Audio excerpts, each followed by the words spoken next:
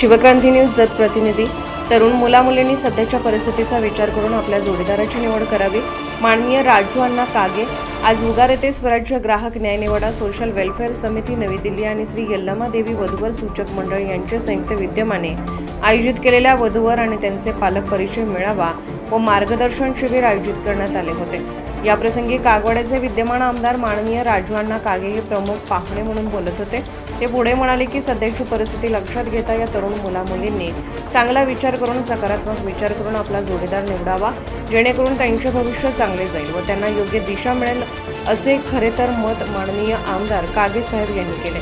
सदरच्या कार्यक्रमाचे प्रास्ताविक या सोशल वेलफेअर समितीचे महाराष्ट्र गोवाचे अध्यक्ष श्री दिनकर पतंगे यांनी केले।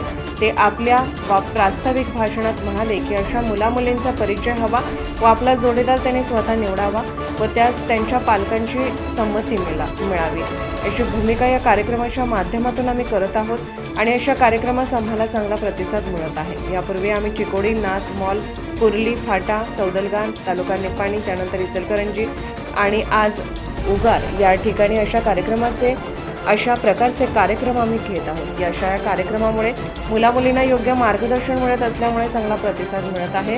नजीकच्या काळामध्ये आम्ही जत तालुका, जत जिल्हा सांगली, त्याचबरोबर बेळगाव या ठिकाणी कार्यक्रम घेत आहोत। असे कार्यक्रम आम्ही एक सामाजिक बांधिलकी म्हणून, एक समाजसेवा म्हणून करीत आहोत। अशा कार्यक्रमास आम्हा सर्वांना चांगली प्रेरणा देणारे या स्वराज्य ग्राहक न्याय निवाडा वेलफेअर समितीचे राष्ट्रीय अध्यक्ष माननीय दत्तात्रय मांजरेकर यांच्या मार्गदर्शनाखाली व यांच्या सहकार्याने आम्ही घेत आहे। हा कार्यक्रम घडवून आणण्यासाठी माननीय दत्तात्रय मांजरेकर, माननीय आमदार कागे साहेब, माननीय श्री राजगोंडा पाटील, संदीप पेटकर, जयश्री आठवले, सारिका पेटकर, जयश्री आठवले, दयानंद जावेद, श्री खोत लांडे साहेब व त्यांचे सर्व सहकारी यांच्या सहकार्याने हा कार्यक्रम चांगल्या प्रकारे पार पडला।